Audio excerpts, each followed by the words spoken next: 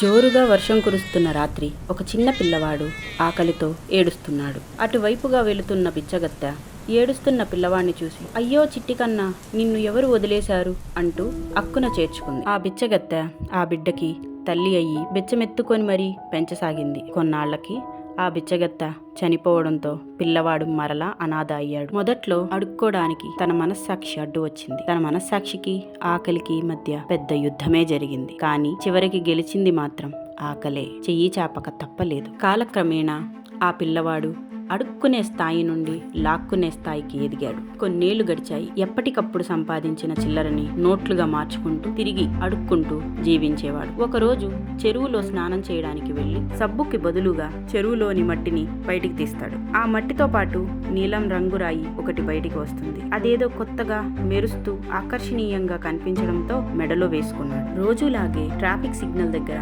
అడుక్కుంటూ ఉంటాడు. వేరే వాహనం లైట్ ఆ నీల రంగురాయి మీద పడి ఆ రాయి మెరవటం కారులో కూర్చున్న వ్యక్తి గమనిస్తాడు. ఈ లోపు గ్రీన్ సిగ్నల్ పడడంతో అక్కడి నుండి వెళ్లిపోతాడు. ఆ వ్యక్తి ఒక వజ్రాల వ్యాపారి కావడంతో నిద్రలో కూడా ఆ రాయి వెలుగుని మర్చిపోలేక అది ఖచ్చితంగా ఒక వజ్రం అయి ఉండొచ్చని అనుకుంటాడు. ఎలాగైనా ఆ బిచ్చగాడిని వెతికి పట్టుకోవాలని నిర్ణయించుకుంటాడు. మరుసటి రోజు ఆ వ్యాపారి బిచ్చగాడిని వెతికి పట్టుకొని తన కూడా వస్తే ఆ నీలం రంగు రాయికి ఎంతో కొంత డబ్బు ఇస్తానని తీసుకువెళ్తాడు. ఆ రాయిని పరీక్షించగా అది అరుదైన వజ్రమని తెలిసి తన వ్యాపార భాగస్వామితో ఇది అరుదైన వజ్రమని కొన్ని కోట్ల విలువ చేస్తుందని చెప్తాడు.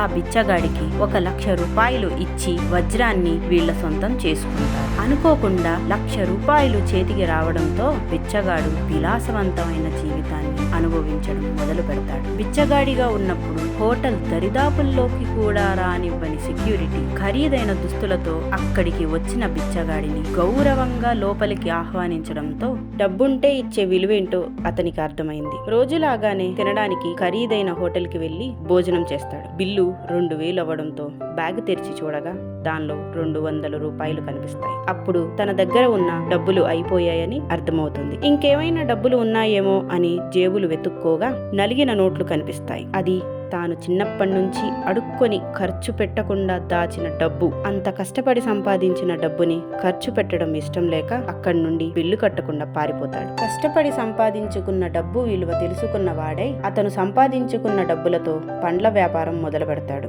అత్యాశకు పోయి ఖరీదైన వజ్రాన్ని అతి తక్కువ ధరకి దక్కించుకున్న వ్యాపారిని దాన్ని అమ్ముతుండగా పోలీసులు పట్టుకున్నారు. అది పురాతనమైన వజ్రమని ప్రభుత్వం స్వాధీనం చేసుకుంది.